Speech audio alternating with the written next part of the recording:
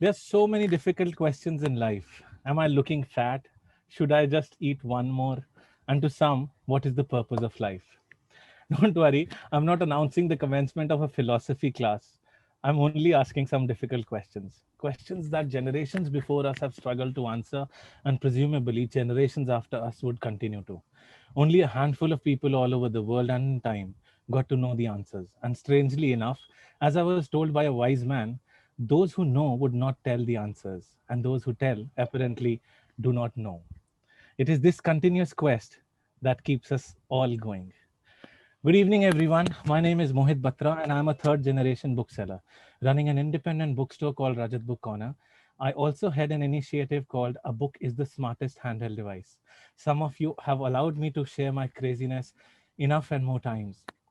But for those who have joined for the first time under this initiative, we gather people over meaningful conversations, and books happen to be our favorite resource to help us do that. We have hosted numerous author interactions in the past few years.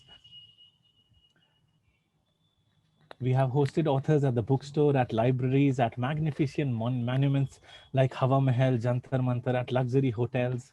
And now, when COVID brought the entire world to a standstill, we luckily opened another door and ventured out of Jaipur. I'm so happy that our format through our website, www.rajatbookcorner.com, has now enabled me to do such conversations all over the country.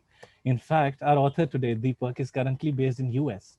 My co-host Praveen is based in Hyderabad, and all of us have got together in such a unique way. Thank you so much for giving us your valuable time. I welcome you all to this evening of hopeful and meaningful conversation. We are going to indulge Deepak into a panel discussion for about 20 minutes and thereafter open it to everyone to participate. Please remember, if you come here only to listen, trust me, YouTube is a better option.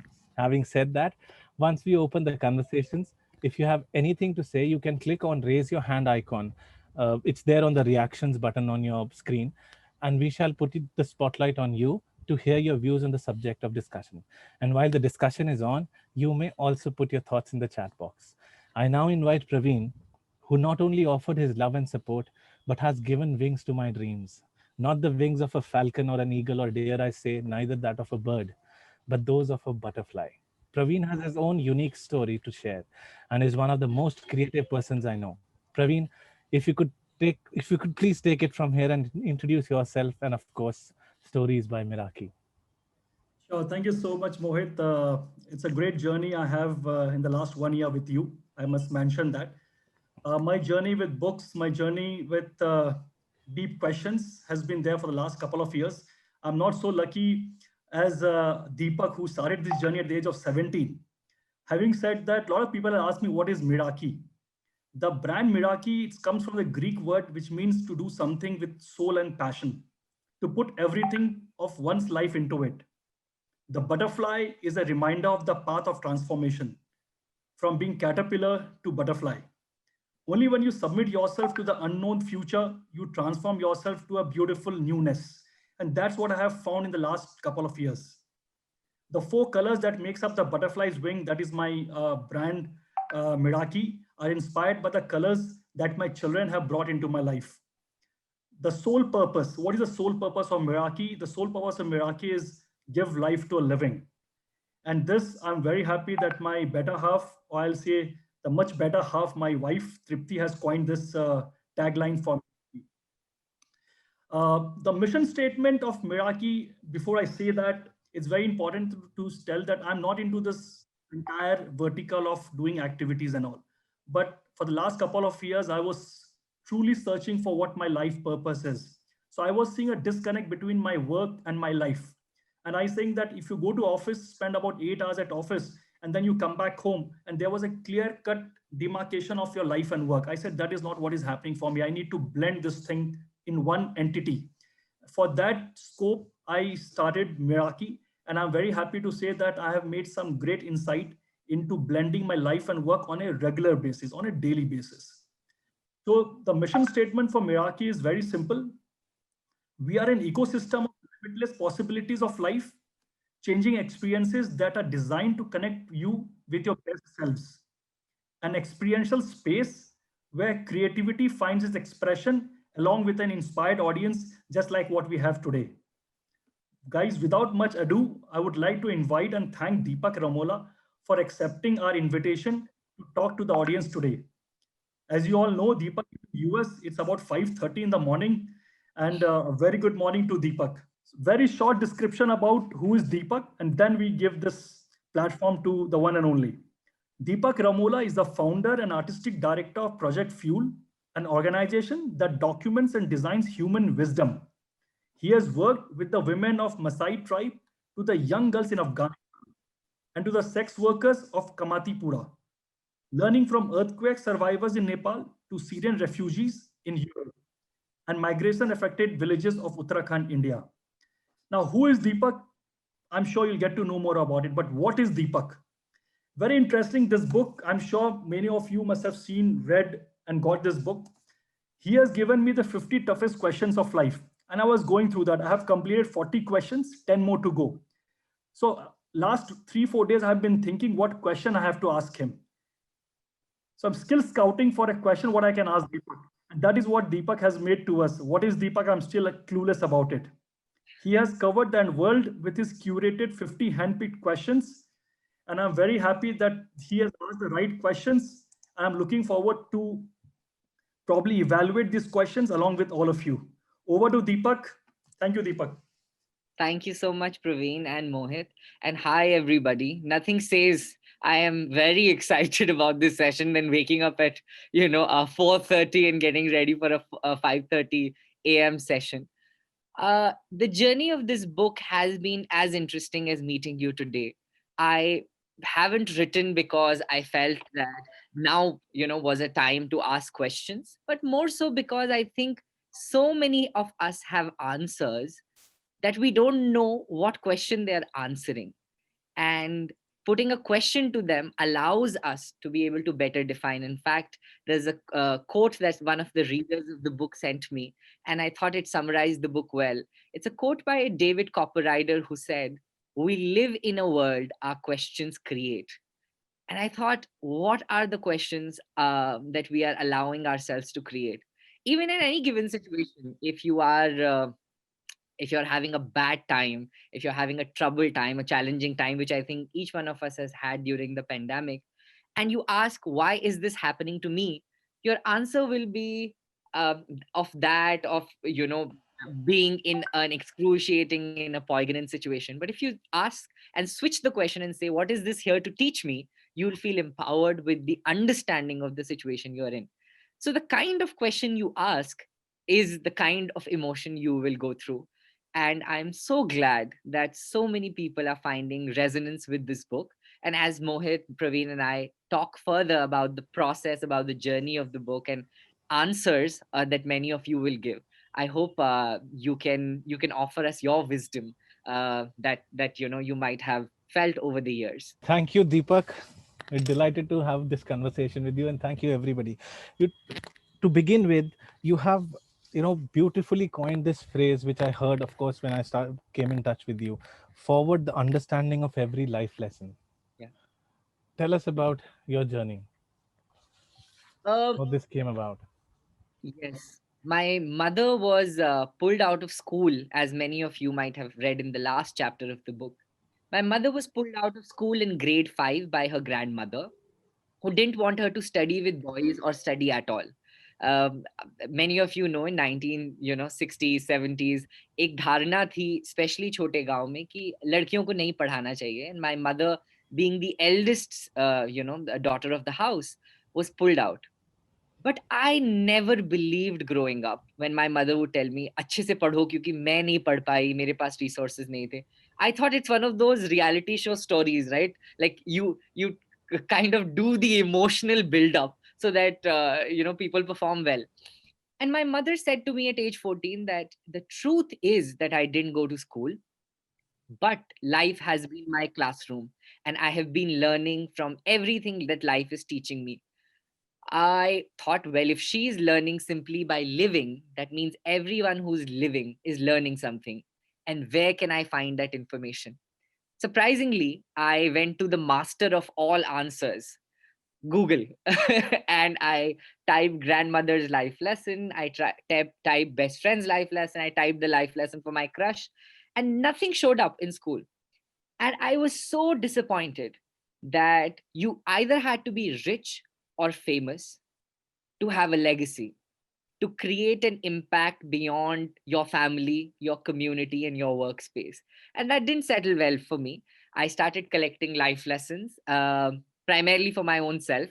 And I must confess, I thought that if I have enough life lessons by the time I'm 18, I will be the first person in human history to commit no mistakes. Because if I will know so much about everything, I will probably not do any mistakes. I mean, you can tell my level of wisdom back then. But when I got to 18, I realized that the fun part about learning from other people's experiences, good or bad, was not that you don't commit any mistakes, is that you don't commit the same set of mistakes that a million people have done before you. Like going to see a movie and knowing what happens in the end. All the life lessons and all the experiences that I had lived through other people's experiences, gave me the chance to switch the plot. So if you see any work that I have done, whether it's being a life skills educator at 17, it's being a lyrics writer at 20, it's being a kindness ambassador at 25, working with the UN at 22, all of those things are situations that I don't know somebody else in who has been able to configure what comes out of it. So I thought, well, if I be one of those people, maybe I'll be able to discover something new and better. I have painted villages with my team, and now this book. So yeah, I think in many ways, to answer your question, Mohit, this journey has been rooted in the forwarding of every life lesson and the understanding of every life lesson, as my mother taught me, that you can learn from life. And also, of those of you who are listening today, I would like to tell you, I'm sure you know people who haven't have had a chance to pursue MBA, and we give so much importance to MBA these days. I was teaching MBAs in Paris 3 years ago, or even in Noida, and I had a very subliminal moment, because I asked my class to write a love letter. And the students in the class said, one of the students in the class said, "Can I do an executive summary instead?" And I said, "Why?" And he said, "Oh, it comes more naturally to us." I was so disappointed that we are going forward to live in a world where our courses and the vocabulary of our curriculums dictate the lives we live and have become our languages. So I'm very scared that in a few years, we will live in a world where people will call dating as test marketing, will call family reunions small team based organizations, and will call their own children value added deliverables, because that's what we are learning. And if we don't want to get into that direction, we have to stop and ask tough questions so that the answers can illuminate on what we want to create for ourselves.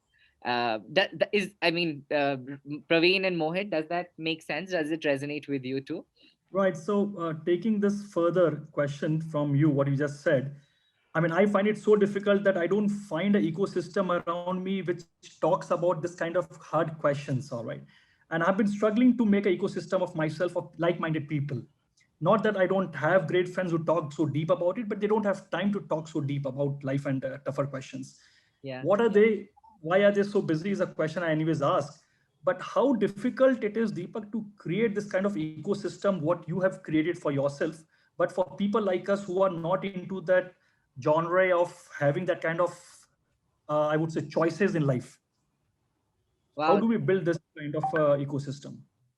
See, that's the interesting part. I think the ecosystem exists by default.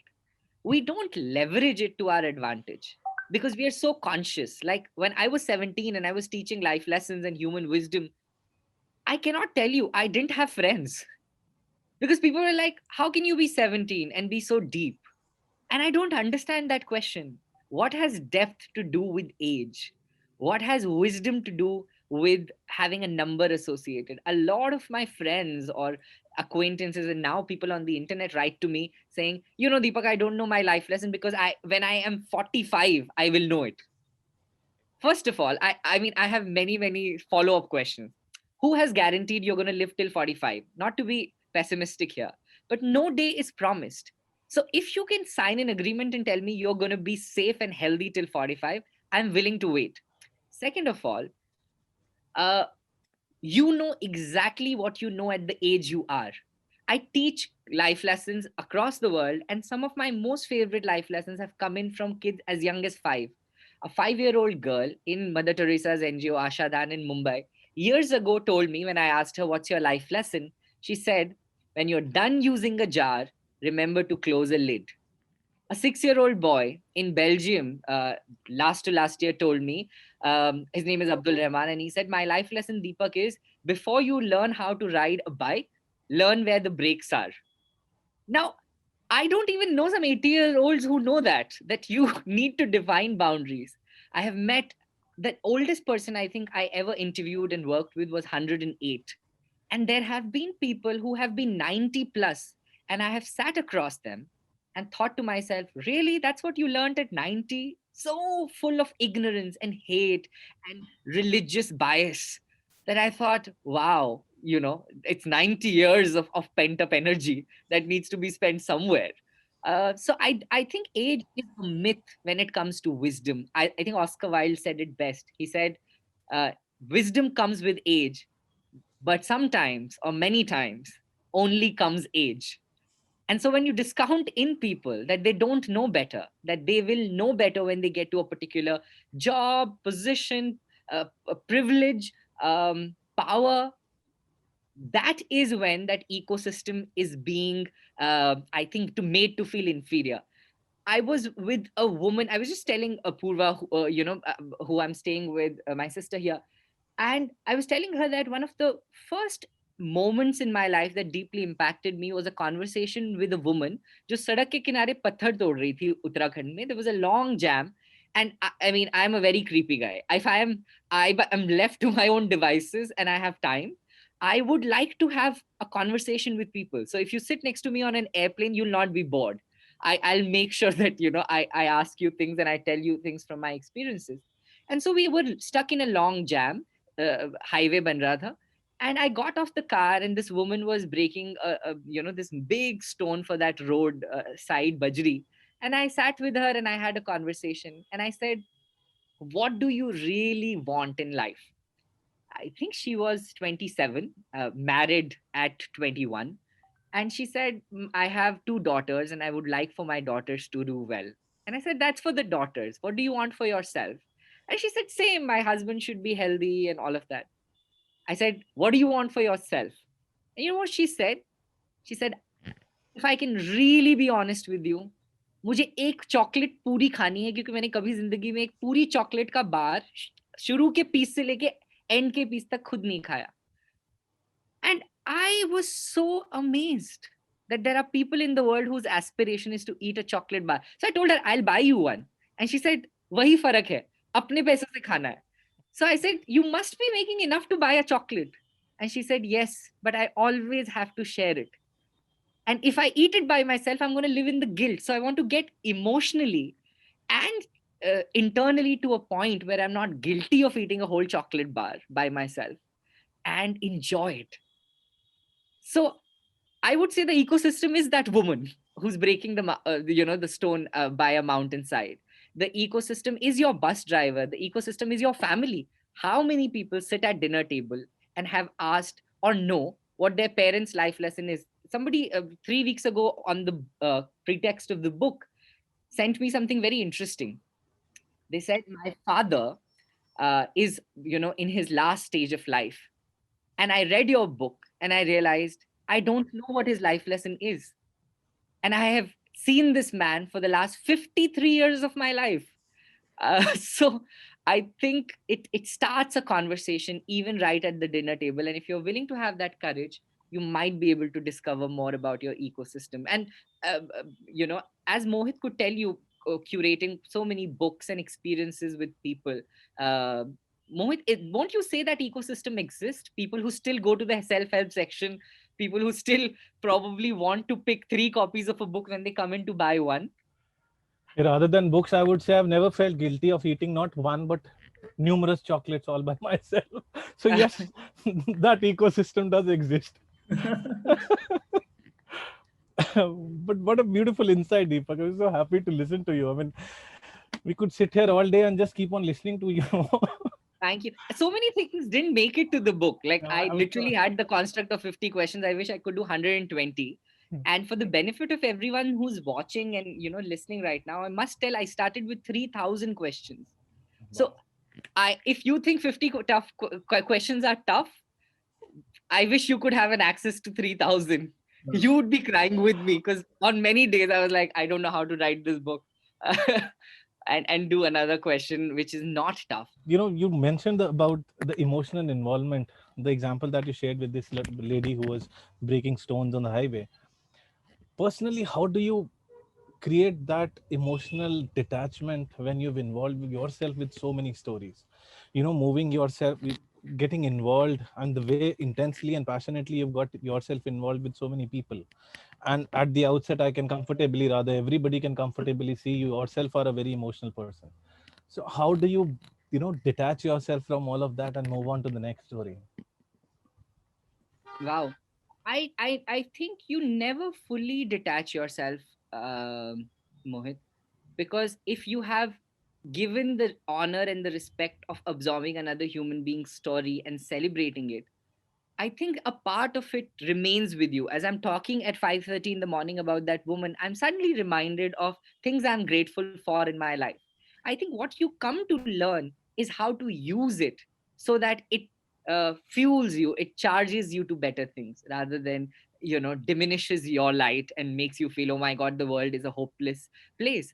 I was working with Syrian refugees in 2016 and I lived for 90 days in refugee camps of Europe, from Sweden, Netherlands, Germany, France, and Hungary. And I saw humanity uh, just at the absolute excruciating point. These were people who had left their homes, language, love, people, country, everything. And I think in many ways, it became more detrimental for me to understand that people, um, when they become vulnerable, they're also powerful.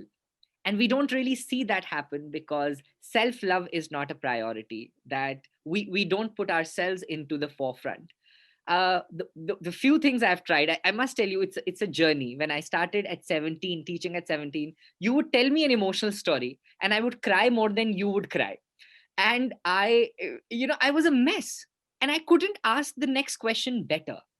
And I thought it was a disservice to the person I was listening to that my emotions overrode their emotions. And so I promise myself till today, on every research project that I go to, that I get a chance to cry once in a day. And that has to be back at my hotel room or my Airbnb.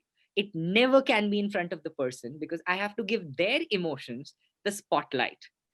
If the person has to stop telling the story and console me, then I don't know if I'm ready to hear that story.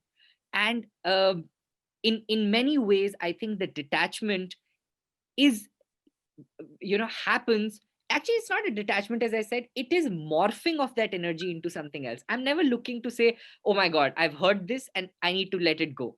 I always ask myself, I now know this, what can I do with the awareness of this? So when I was listening to women from ghost villages of Uttarakhand, last few families remaining in a village that had over 300 families, and two families are remaining and they're the only families in that village. Imagine waking up to an empty ghost town. When I heard that, I could have been, I mean, I was sad that a sense of community was deteriorating, but I said, what can I do? What can I really do to assist this? And I gathered a team and I painted world's first village of life lessons in Sod, Uttarakhand, adopted another village in 2018. So I don't let my energy of an emotion get stuck there. And the other thing is passing it on. The moment I told you about the woman who wanted chocolate, I think I have added in energy medicine value of that story to your life. And maybe it will remain and serve you when you are eating a piece of chocolate and you remind yourself you are privileged even with the piece of chocolate. So I think we live in this world where we are expected to break ties and go on to the next thing. Even with people, when you're hurt, moving on or letting go are two different things. You have to ask yourself in every situation, do I want to let go of this or do I want to move on? And once you've answered that, you will have to gather enough resources and decisions to live the juice out of that letting go or that moving on. And I think in many situations, I don't let go. I move on with whatever I have felt. And that makes me feel amazing. Like even when people, hurt you, you think, okay, I have not spoken to this person for a year. I am done and finished. Or when I forgive somebody, I am finished. It's not that I'm going to come to your house and now eat meals with you if I had an argument with you. It comes more from a place that I am willing to protect my own self and then use what you have given me to my advantage and not be reduced by it. Mohit, I'll take a question which is, I mean, after you told me the story of this woman who was breaking the stone, I wanted to ask you, like, why is it so difficult and why is it considered a sin when we start thinking of ourselves? Like in my situation as well, so many times when I was doing things which I'm passionate about or I love to do it, I feel guilty of doing it because I am in a constant reminder that the other person who is along with me may not like me doing it. And that conscious feeling sometimes troubles us not to take that decision what could be right for myself. So why is it so difficult? Oh, wow. I cannot. I think I will have to literally take 7 more lives to champion the cause of self love. We live in a world that is so guilty of putting themselves first. I was speaking to a friend who's a massive content creator last night, and she started crying. I asked her a question: what is the long lesson that took you the longest to learn? And she said that I can put myself first. And she started crying because she said it is so difficult to do that. In fact, she used the metaphor of a cup. She said, I was pouring so much from my cup to other people's cup that I ran over, like, of things in the cup. And as the Bible phrase, I think, goes, my cup runneth over. People don't understand what is in the cup is for you. What is spilling over is for everybody else. But we live in this dichotomy that we have to please more people. We have to make sure everybody likes us. I was a big people pleaser. I had no friends till grade 11th, and now I joke that I have so many. I must host a reality show every 31st December and eliminate some and tell who made it to the next year. I have come to understand for my own self, Praveen, that uh, self love is the least you can settle with. I was bullied when I was growing up. Many of the chapters in the book talk about that experience, that, I was not accepted for my voice, didn't have friends, was made to feel reduced because I came from a middle class family and I had kids who were children of generals and colonels in the army. And so it took me a long time to own my story and like myself. And I often, remember the African phrase that says, be cautious when a naked person offers you a shirt. And over the years, since I've been teaching for 11 years, people come to me all the time and they're like, Deepak, we love you. We love what you do, but we hate ourselves. And I'm like, wait. You cannot give to somebody what you don't have enough for yourself. And that's why the African phrase, be cautious when a naked man offers you a shirt. If he had something, he would cover himself first. Why would he give it to you? And there is no grace. There is no, I would say, Hindi ka shabd hai mahanta, in not serving yourself and serving somebody else first. I think people who really love you will find joy in your happiness. And that's why it's okay to start being self-full and then get to the part where you're selfless. And I really hope nobody gets to a place where you are selfless. The world is already critiquing you. आप कुछ भी काम करें, even if I say the sun rises from the east, there will be 3 people who will raise their hands and say it's a conspiracy theory. So I might as well root for myself in any room. I have been, I think, even, till last week, I've been in conversations where people will say, oh my God, but, don't you think you're too young to write this book? A journalist from a very reputed newspaper during, the book session promotion asked me, I only have one question for you, Deepak. Do you think you're doing too much? You're teaching, you're writing songs, you're writing poetry, you're writing a book called 50 Toughest Question, you're teaching around the world. And I said, to her, two things. I said, if you can guarantee that tomorrow or for the next 50 years, I'm going to be safe and sound, I will stop or I will pause. And the second thing is, if you sign up for the greatest adventure, which is death, right? Like we all know we're going to die. We don't know how, we don't know when. It is the most mysterious of circumstances. And I'm sorry for sounding spiritually philosophical, but I'm saying it from a very scientific perspective. Uh, and if that is going to happen to you, any adventure under it seems manageable. I ask myself, I already signed up for the biggest boo-ha-ha of them all. Can writing a book on 50 questions be that difficult? Maybe it'll take 4 more years than anticipated. So I would say that in part that stems with this understanding that you have to really love yourself. For example, people say, ek kaam karo, achhe se karo. That's a great thing when you're in the moment. But that's what you do all your life and you are discontented, then that really means you have to do more things. It's one life. So I say, if you want to be a jack of all trades and you love being Jack, nobody can make you feel bad about it. I am Jack. I am not a master of one. And I enjoy that tremendously. And I use my songs when I go to teach in a classroom. I don't start in Nepal. I remember in 2015 after the earthquake. You can't go into a class and tell young children who've lost their parents and their homes, guys, I'm here to teach you human wisdom. They will not care about you. So you take your songs and you say, guys, I'm a lyrics writer from Hindi cinema and I have learned a folk song called Vari Jamuna. And the song goes, Vari Jamuna, Jamuna ko bhedai ma mano kamna. And you sing it over and over, and the children will say, that's not the melody, you're singing it wrong, this lyrics is, off. And you build a relationship with people, with music. So everything I do, I think it's part of my constellation, and I'm not trying to let one star shine more than the other.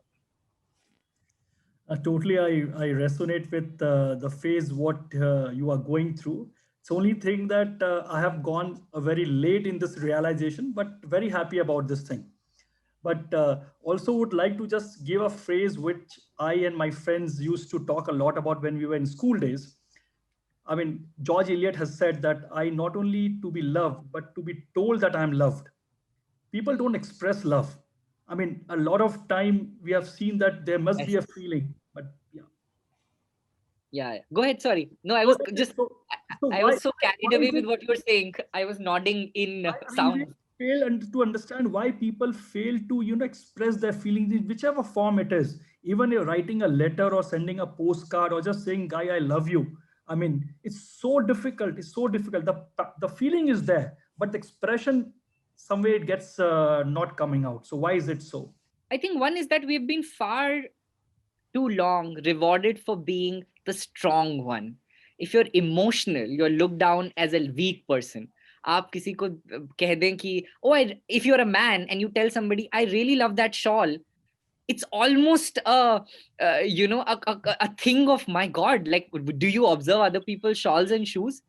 I've been in room where that has happened, like somebody has complimented and people are like, does a man notice that? What does that mean? Or if you're a woman and you're doing, for example, Apurva, my sister, uh, she is she produced the wonderful show Delhi Crime on Netflix, and she also became a mother in 2020. And people had this expectation that now she has to give up her producer career because now she's a mother, and to be a better mother you have to leave one thing, right? Like if you don't sacrifice, what will happen? And I think she's raising a wonderful daughter. She is doing more shows on platforms than any other person. They just won an Emmy for Delhi Crime.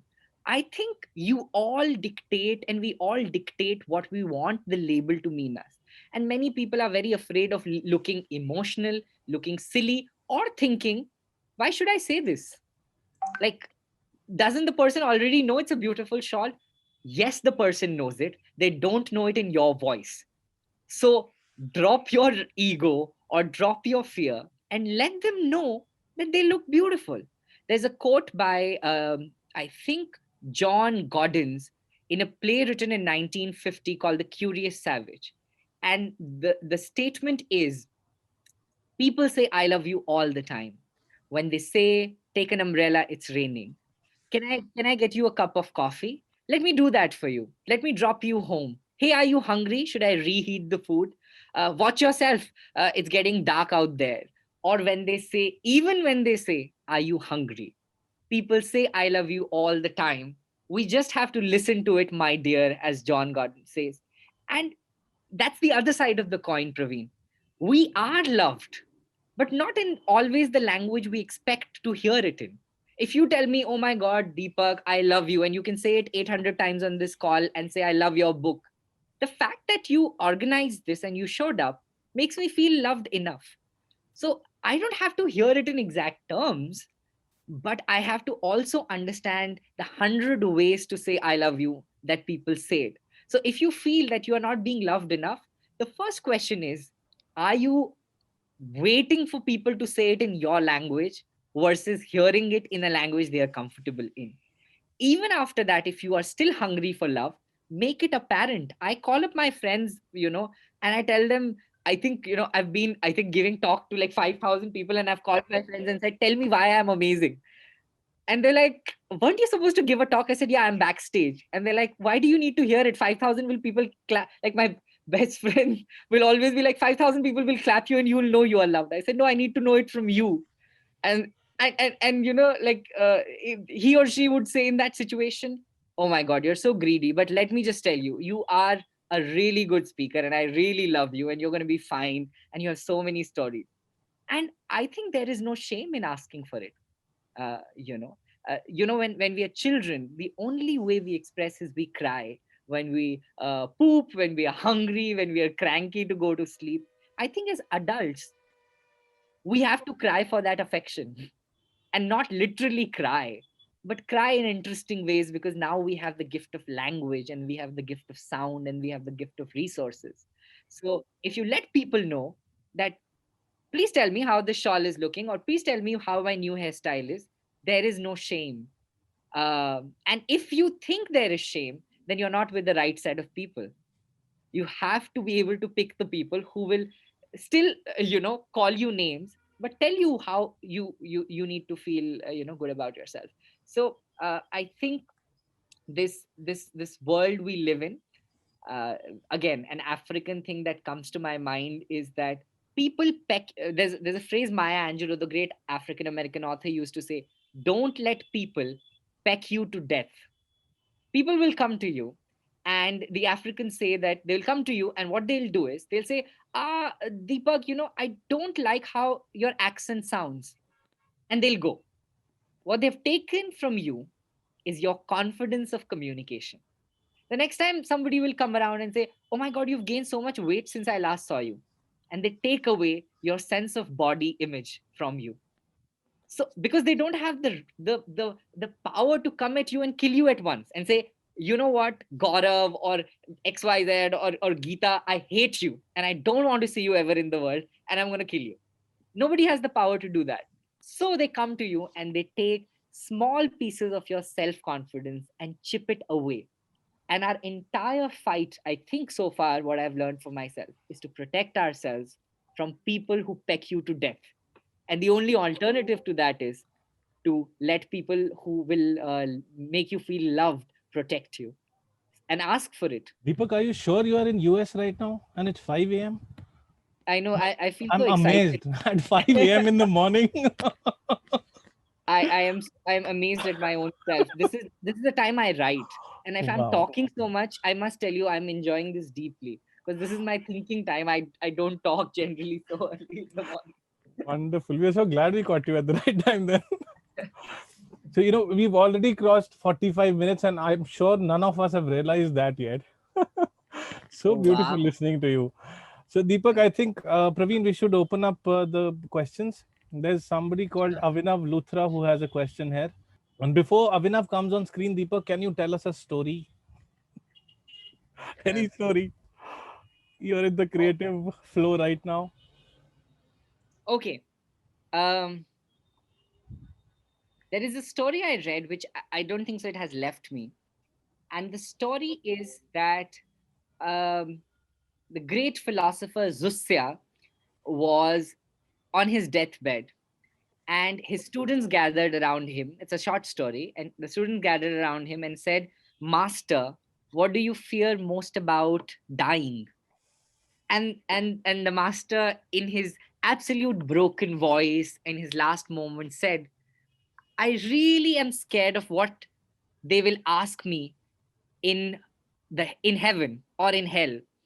And he said, the students say, "What question is that?" And he said, "The question is, they will ask me, Zusya, why?" They will not ask me, "Why were you not like Moses? Why were you not like Nicholas? Why were you not like Zuman?" They will ask me, "Zusya, why weren't you you?" And I thought that story is so powerful because, and then of course in the story he comes to explain to his students that they will ask me, "You were given one life and you spent it on so many other people's lives that you forgot to live for your own self." And Zusya, why weren't you you, also means, why weren't you able to accept the way you were made? Why did you have to fight it so hard?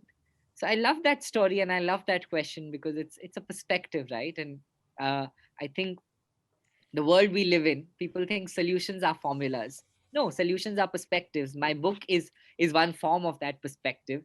Your bookstore is one form of that perspective. Somebody else's conversation is a form of that perspective. And till you can enjoy that and ask yourself, why aren't you you? Or how can you be more of yourself? I think you're good. Wonderful. Mohit, you take the first question from the audience. Yeah. So, yeah, Avinav, you can ask a question. You can Uh, unmute yourself. Yeah. yeah.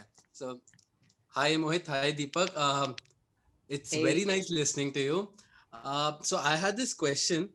We all talk about passion. We all talk about like if uh, when we say that once your work is your passion, you will never have to work another day of your life. But like, do you feel that everyone is able to find their passion in life? Because like, for example, I'm a doctor. I'm like a resident right now, and I've been working inside, like we've been working continuously for the past 9 8 9 months because of COVID also. And I feel that like there are times like when they say again about your passion, that you should, like, if you have that passion for helping others, you'll feel happier. But I've been finding it difficult because out of the 10 days I might feel happy on 2, but then there are 8 days where I feel completely dispassionate about what I'm doing. At times I feel sad at seeing what is happening around me. So do you feel that everyone has a passion and everyone does end up finding that passion? Deepak, I before you answer, I would like to just comment on this thing. In your book itself, I read this phrase, ki follow your curiosity and not your passion. That was yeah. about a week back. I read that, and I have in fact captured an article on that. That's so relevant in my life, at least. Over to you, Deepak, to just talk about what Abhinav just asked here.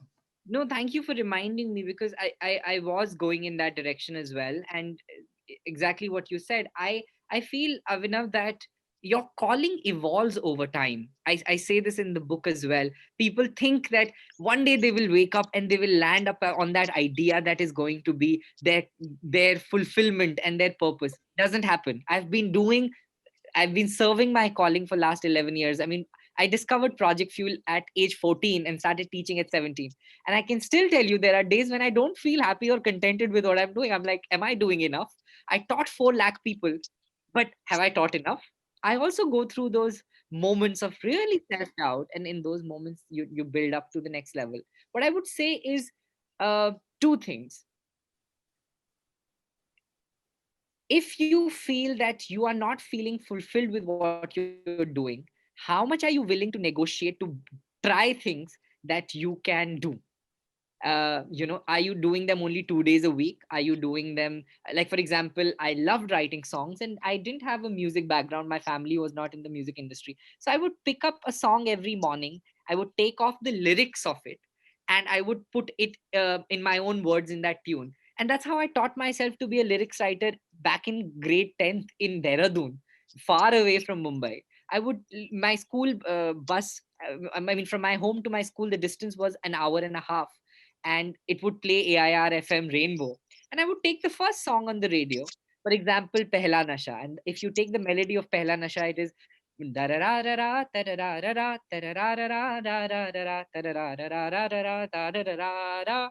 And I would put my own words because I wanted to write songs so badly. I couldn't care if a, a producer hired me to write a song. So I wrote, दिल ने कहा दिल ने सुना जो था कहा सा अनकहा कह के भी जो ना सुना और सुन के जो ना कहा मेरे खुदा. This is in class 11th. And when I got my first film with Ketan Mehta, Mountain Man, Manji the Mountain Man, or when I wrote Atrangi Yari for Wazir for Mr. Bachchan and Farhan, I felt all I had to do was sit in that school bus, close my eyes, listen to the melody, and put words to it. So the bigger question is, what are you willing to negotiate in your current lifestyle? Because right now, the deliverable you have a perfectly successful system in place to produce the feeling you have. What will you change in that system to feel differently? And the other thing I would say is, don't be harsh on yourself. It's not that you will wake up one day and a career or a life of purpose would have presented itself. You create it. And sometimes it takes 10 years to get there, and sometimes it takes 2. And if you're willing to invest that time, I think you'll be further along in that journey. And also define. Luck by chance जो film है जोया अख्तर की, उसमें अंत में एक बड़ा खूबसूरत सा डायलॉग है, जावेद साहब ने लिखा है कि हर इंसान अपनी कामयाबी और नाकामयाबी खुद ही चुनता है. So if you don't feel successful, redefine what success means to you.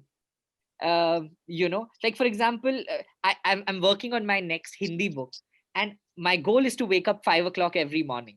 Now, some days, because we are in a Netflix and Amazon world, you watch a series and you binge watch it till 3 in the morning, and I miss my writing session. So I redefine what productivity for that means, that day means. Maybe it means watching that show, not writing the book, and feeling great that you could find a content that you could watch. So I would say redefine as well happiness, and keep lowering the benchmark, keep raising it according to days. Don't set it and say, bas yahi hai. Because when you get there, you'll realize you'll feel more empty. I've spoken to some of the richest people in the world. I've spoken to some of the most influential people. They also feel the same crisis. They also feel the same emotion. So that's the good news. I hope that helps. That does. Thank you so much. Mohit, who is the next? So we have Gaurav Bhatnagar, I think. Megha, Gaurav Bhatnagar is here. Yeah, it's Gaurav's account, but it's me. Yeah. So Gaurav, you look different. Unmute. Yes, sorry. Yeah. I'm sorry, Mohit, you have to unmute me for this one. Thank you. Okay, Megha, please. Deepak, so nice to hear what you have to say. And I'm in the middle of reading your book. And I have so many questions to ask you. I don't think they can fit in here. But two things I want to say to you. One, that can you please send those 3,000 questions? Please. And the second is, I have to ask you the 51st question, which is, when and if you have a spouse and a child, would your answers change? I hope they do. I really hope they do.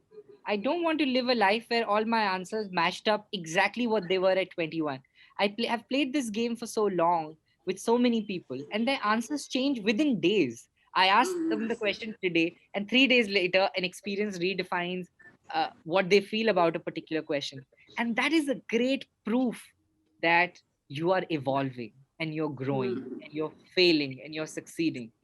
I hope the answer to certain questions remain the same, but not all 50. Do you feel loved? I hope the answer is always yes. Are you okay? I hope the answer is always yes. But other questions on, how you want to be remembered, what do you most believe in? I hope those things change because that is the only measure and barometer of understanding you are growing. So yes, people say to me all the time, I have many life lessons, and would one life lesson be enough for a lifetime? No. If you only have one life lesson for all your life, that's a life lived too little. So I encourage people to have multiple answers, and you always have the permission, the right to change your mind about anybody and any answer. You can, the only difficult part is to own up and say, you know what I told you last week? I don't believe in that anymore. I have been in rooms where I've said some of the most profound things, and I've met people next week and I said, you remember, I told you that thing? I don't believe that anymore. And they're like, how can you say that, right? Like, people heard you and people listen to you. I said, but they should know that I have the permission to change my mind. And I now know better. So I don't, kind of go into that mode. Thank you so much. Thank you. Thank you. Mohit will let Abhilasha take the Yeah. next question. Yes, please. Hello. Hi, Avilasha. She's my daughter Radhika. She wants Oh, to ask Radhika. something. All right. Hi, Radhika. I'm 8 years old. Can you tell me the meaning of philosopher? I want to Philosopher. know. Okay. So I think a philosopher really, Radhika, is someone who has a hypothesis. Hypothesis is basically this thing that you're planning or trying to prove. It's a guiding philosophy. So philosophers are people who have a philosophy. And philosophy can be anything. Everybody has a voice. Like, I believe everybody is wise, irrespective of their age. So everybody is a philosopher in that context. Even you are, if you have one thing that you want people to truly believe in. Traditionally, philosophers are also people who ask tough questions and inquire. So if you ask your mother, why do I have to study so much? Can I do less homework and feel more accomplished? You are a philosopher, because you are aiming to find an answer that will change the system in which we live. So philosophers are people who ask questions, and hopefully better questions. Does that make sense? Yes. Awesome. Thank you. Thank So you you have so to much. so you have to ask better questions, and because you are 8 years old, I would encourage you, when people ask you what do you want to be, what do you want to be when you grow up, I would say don't answer that question. Wait for them to frame that question better. Perhaps asking, Radhika, what problems would you like to solve when you grow up? And then answer it, because then you're making them better philosophers and not convenient ones. Thank you. All the best. Thank you so much. Thank you. We have Mr. Karthik Varadarajan. Hi, can you hear me all? Yes, sir. Yes. Thank you. Deepak, so wonderful sharing thought process. This entire whatever 1 hour has been worthwhile. My question to you is, we as beings, we have our aspirations and we have our failures, we have our stoppages in literally all the areas of our life. It could be career, it could be business, it could be relationship, or it could be something like your extracurricular activities, spirituality perhaps. I too have my own, and we know the aspirations, we know where we get stopped. What according to you makes it tougher to cross the stoppages or the failures or the fears? Karthik ji, that is a brilliant question. I would say I have an answer for it. It is the narrative you are telling yourself. I mean, it's the narrative we all tell. Like, if you ask somebody, with somebody down and say, tell me your story, their stories will be so clouded by what their boss said, what their ex-husband said, what the expectation of their children is, how the people in their circumstances respond. And then I ask them, if you had no pressure of saying how your father raised you, how your mother treated you, what somebody said to you, what is your story then? And the narrative is completely different. I think what people are not willing to do is change the narrative to what suits them now.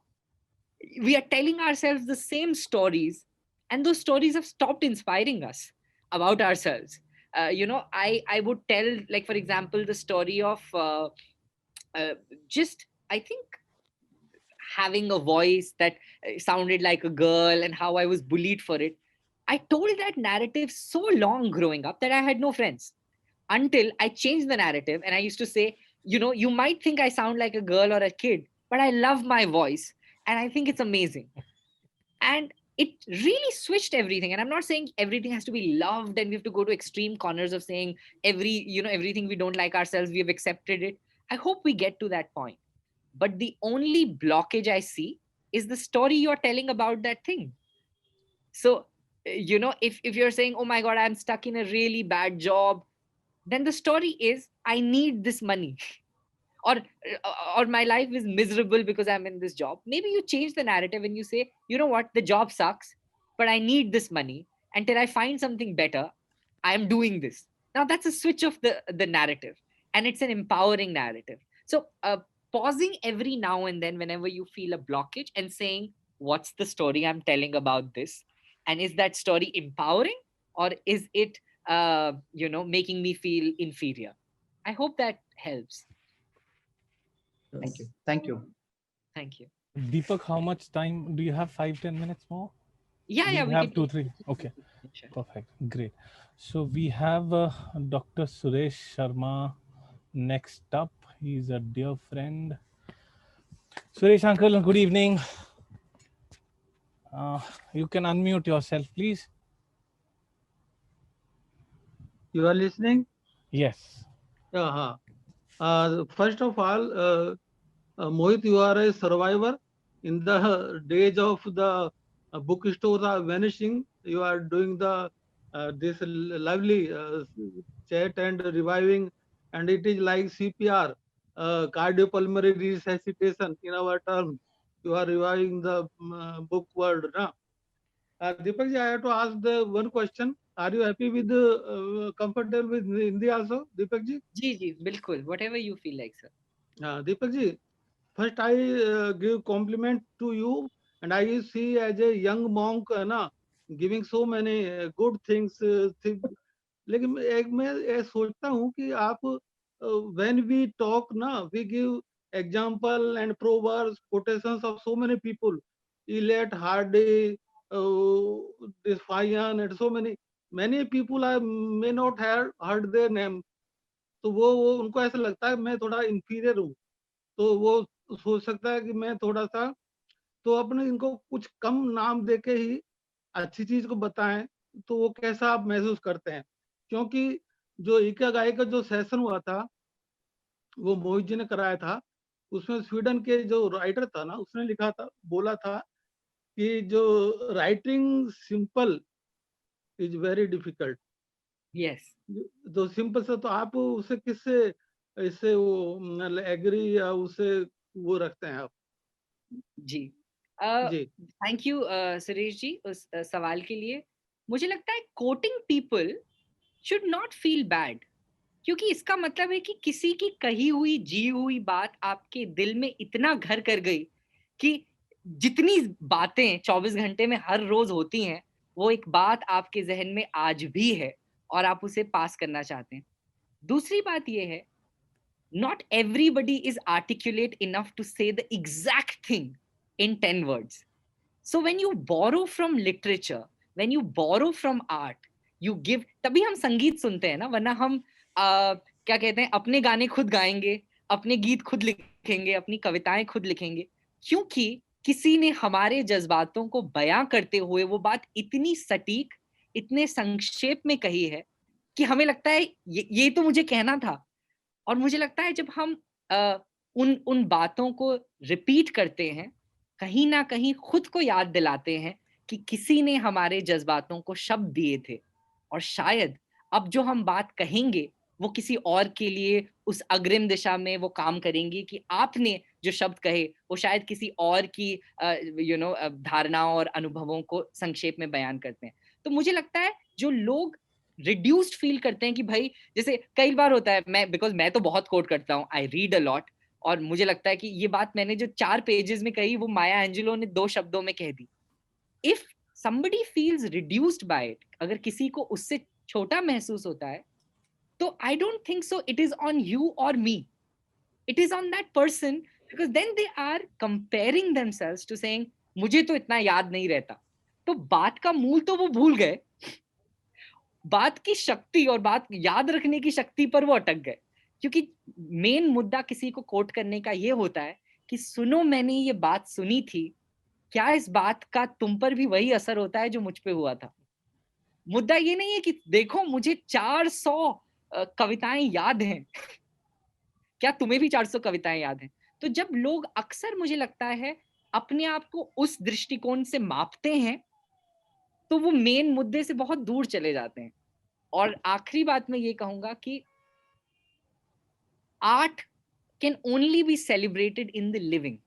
तो अगर आप कला के प्रेरक हैं तो आपको कला को जीना पड़ेगा, और कला को जीने का सबसे खूबसूरत तरीका है कि उसे आप अपने जीवन में, अपने शब्दों में, अपनी नॉर्मल बातचीत में यूं पिरोएं कि it does not look like कि आपने उस पर पैचवर्क किया है, वो रफू लगे. तो वो आपके शब्द नहीं है, पर आपको पता है कि आपने बाहर से बोरो करके उसको रफू किया है अपने ख्यालों में.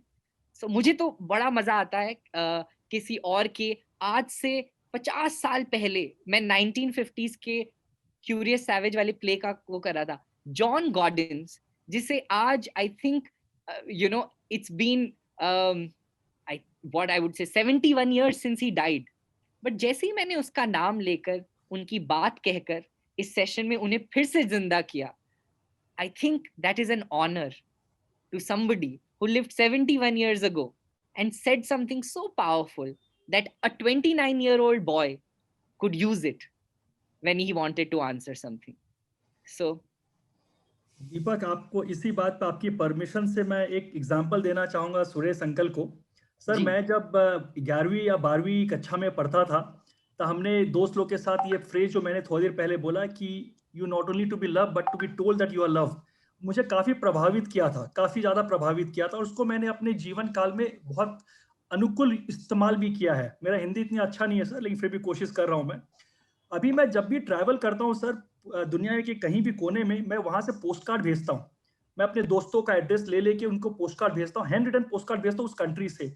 उससे ये हुआ, मेरा तो प्यार मैंने उनको दिखाया, और उसके बाद ये जो परंपरा मैंने चालू किया है, मेरे काफी दोस्त, मैं गिन सकता हूँ कि करीब 50-100 दोस्त जो है ये परंपरा को फिर से उजागर किए और अपने प्यार को, मोहब्बत को इस पोस्ट कार्ड के द्वारा हमें हमारे पास पहुंचाए.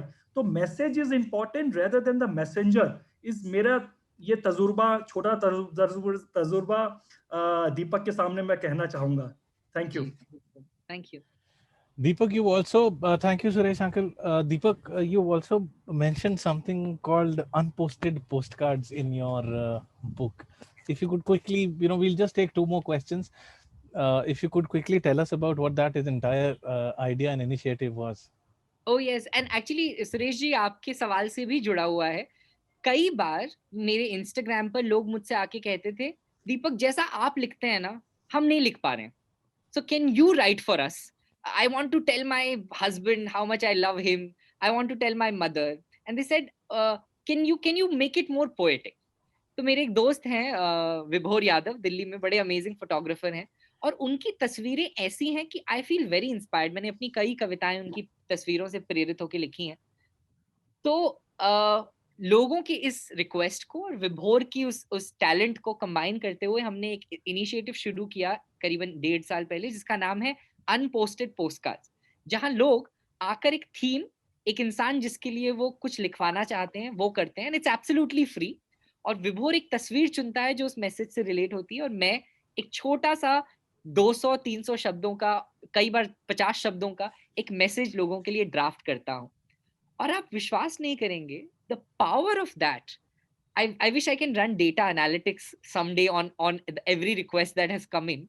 The biggest insight is that people want to make other people feel loved. And even if they want to borrow the words of a Deepak Ramola or a picture of Vibhor Yadav, they're okay doing it, because the need to show their compassion, their kindness, their love to somebody else, or their encouragement, is far greater than their fear of their lack of, as they call, writing talent.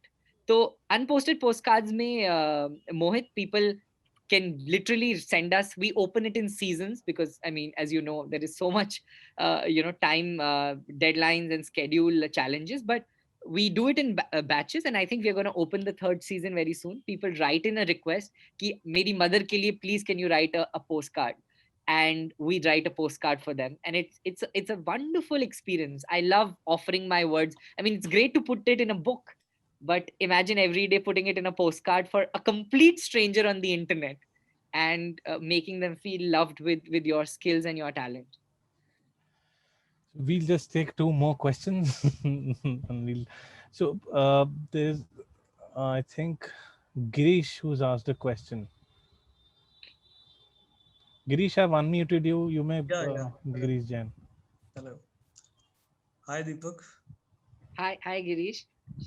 So what is more important in life, to write a poetry or live a poetic life first? I mean, I'm a struggling screenwriter living in Mumbai.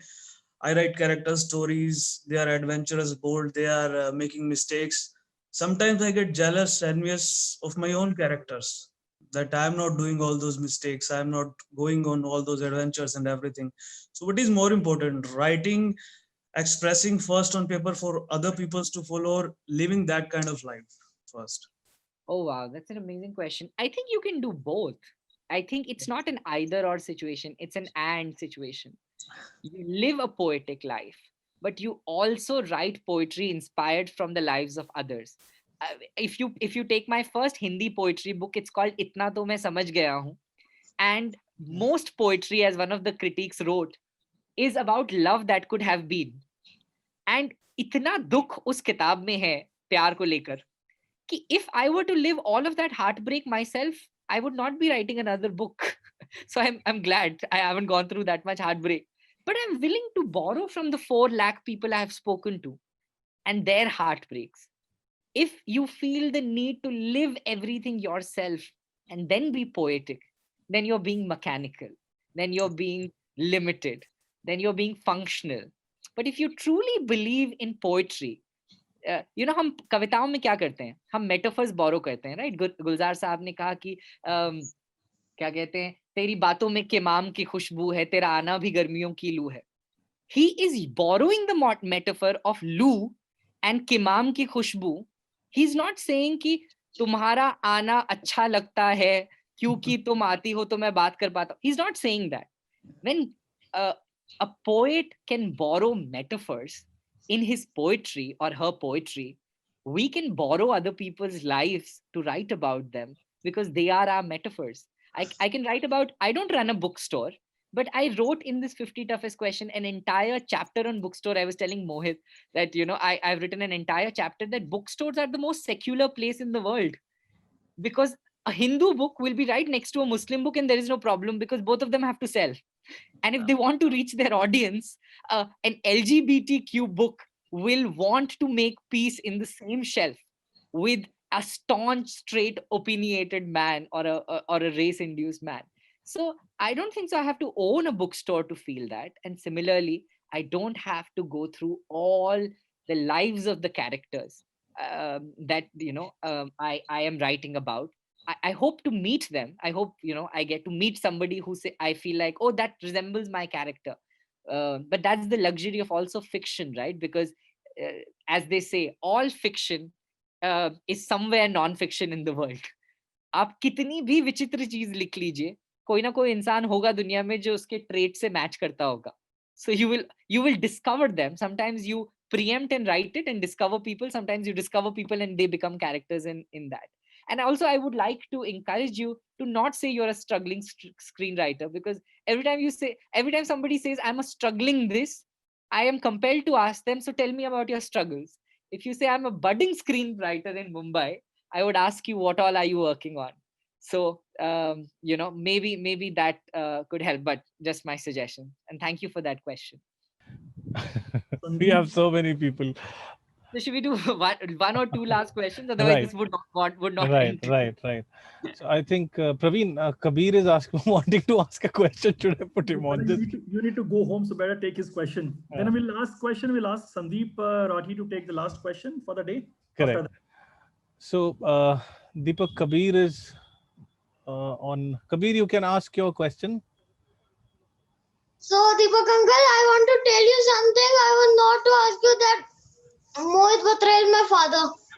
Oh, wow. That is a discovery. Hi, Kabir. So nice to meet you. All right, Kabir, thank you.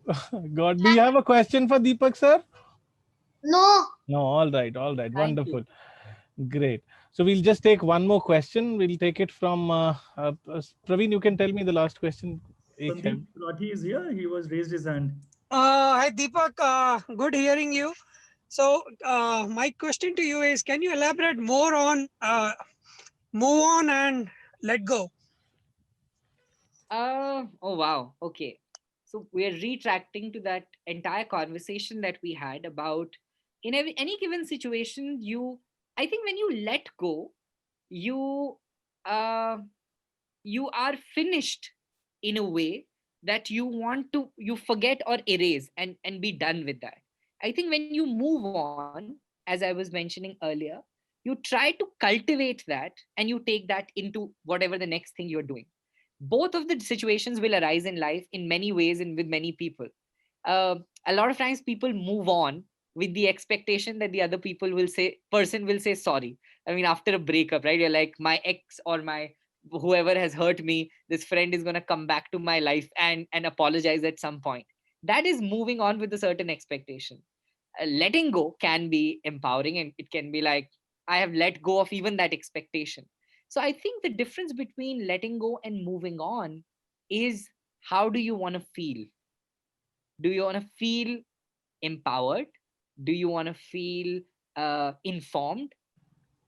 So Yeah. Deepak, I just want to add one thing. Let's say uh, when you lose trust in someone, how you move on and how you forgive and how you move on. But do You you let want go. to? You let go, but I don't know. You let Sandeep, I go, would but recommend you read the book. You will get all the answers. I have a whole chapter about trust. Right. That you, Sandeep ji, you will enjoy. What if love and trust switched roles in your life for one day? I have written so much about trust in the book. You trust again if your trust has been betrayed so many times. And he said, you be like the sun. And I said, what do you mean? And he said, on some days we open all our curtains, we take our clothes in, and we soak in the sun, and we're like, maza. And some days we close the curtains, we put on our shades, and we say, kitni dhoop hai, kitni garmi hai. The sun doesn't change. It shows up every day. So if you have the pink, as the monk suggested, you trust invariably, not in the same person or taking too much of a toll on you. Primarily yours, if you feel compelled to let go of the honoring your trust again or moving on. But I think, yeah, as Mohit said, the book might help you provide a perspective as well. Great. Thank you so much, Deepak. As much as we would want this to continue, I think you've already exhausted you for first thing in the morning with such an intense discussion. Thank you so much. It was lovely listening to you. And whenever you're back in India, you have to let either of us know. Either we meet in Hyderabad or in Jaipur, or we certainly do. Right. Thank you, everybody, for coming. And I hope everyone has got a copy of the book. And please make time to read this. I'm sure personally, all of you who've got the book have also got a note requesting you to read it. We are just trying to curate this atmosphere of getting together, discussing constructive things, meaningful conversations. But more importantly, what we have realized, and one lesson that I wanted to share, that I have learned, which I have coined it for marketing purposes, a book is the smartest handheld device. The reason is very simple, that it helps us understand our own selves. Thank you. Praveen, you may say the concluding words, and then Right. I mean, I'm very happy, Mohit, for recommending me this book and this wonderful person. I'm sure we are going to cross paths some way or other.